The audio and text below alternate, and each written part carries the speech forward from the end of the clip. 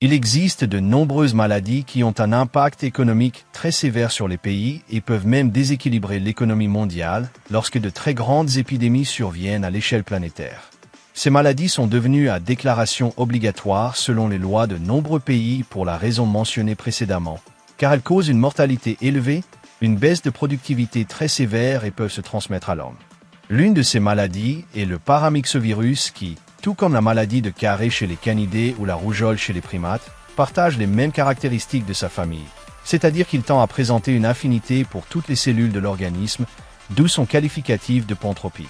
Il porte un nom qui ne passera pas inaperçu, on l'appelle la maladie de Newcastle. Ce paramyxovirus aviaire est un virus à ARN comme matériel génétique. Il se transmet par contact avec des oiseaux malades, qui excrètent le virus via des éternuements avec des gouttelettes de salive et de mucus, bien qu'il soit aussi éliminé dans les fesses. Il pénètre dans l'organisme par voie respiratoire ou digestive, où le virus s'attache aux globules rouges pour atteindre les cellules de différents organes. La période d'incubation est de 2 à 15 jours, avec un taux de contagion très élevé pouvant atteindre 100%, que les souches soient apathogènes, peu pathogènes ou hautement nocives. En fait, les personnes, les véhicules et divers objets comme les abreuvoirs, les mangeoires et autres peuvent servir de fomite pour transporter la maladie d'un poulailler à un autre, voire vers d'autres exploitations. Cette maladie présente différents types de manifestations selon la souche infectant le troupeau. Elles peuvent être divisées en 4 types: l'anthogénique, mésogénique, vélogénique et vélogénique viscérotrope, les 2 dernières pouvant causer une mortalité très élevée. Toutes présentent des signes respiratoires comme des éternuements, un râle trachéal et bronchique, des difficultés respiratoires, une cyanose, par exemple de la crête chez les coqs, et une conjonctivite. Mais les formes les plus agressives déclenchent une diarrhée de tonalité vers émeraude et des manifestations neurologiques comme une incoordination, des mouvements involontaires des yeux, des paralysies, des torticolis et des tics nerveux, car les souches vélogéniques ont une affinité pour le système nerveux des oiseaux. En matière de production, elles provoquent une malformation des coquilles d'œufs ou leur absence, jusqu'à une production nulle d'œufs.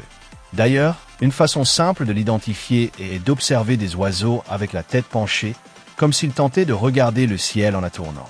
Lors de la nécropsie, on observe des lésions hémorragiques dans la trachée, ainsi que dans l'abdomen et le système digestif, provoquant une péritonite. Pour son diagnostic, il est essentiel d'agir rapidement.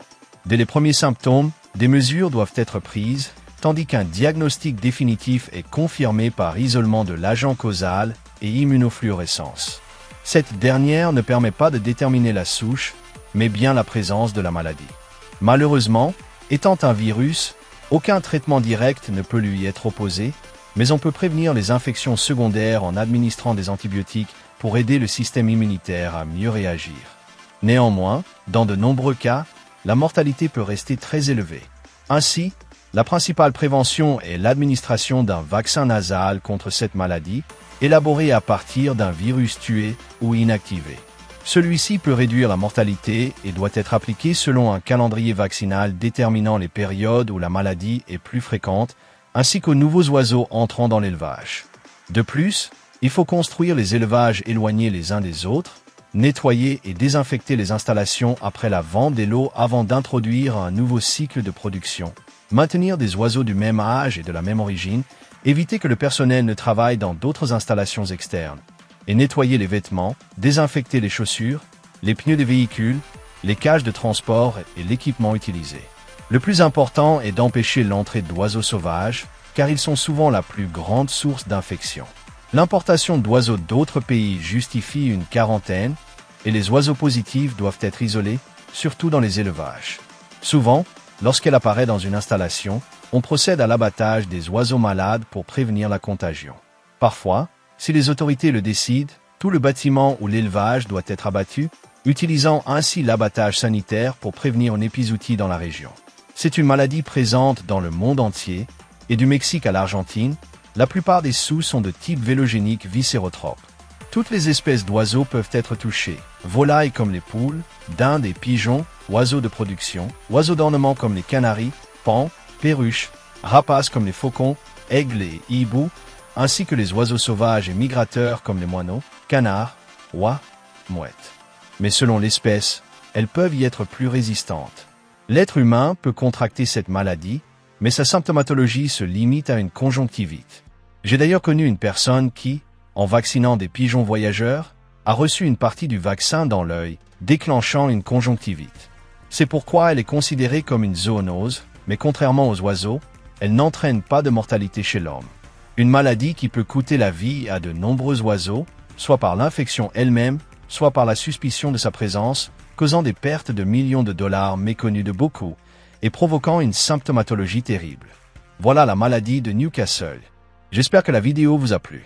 Si c'est le cas, n'hésitez pas à mettre un j'aime et à la partager pour faire connaître cette chaîne à plus de monde. Je vous laisse mes réseaux sociaux pour rester en contact, et c'est également par ce biais que je ferai les annonces pertinentes concernant la chaîne. Si vous êtes nouveau ou nouvelle, je vous invite à vous abonner et n'oubliez pas de laisser un commentaire ou toute question que vous pourriez avoir. Merci beaucoup d'avoir regardé cette vidéo.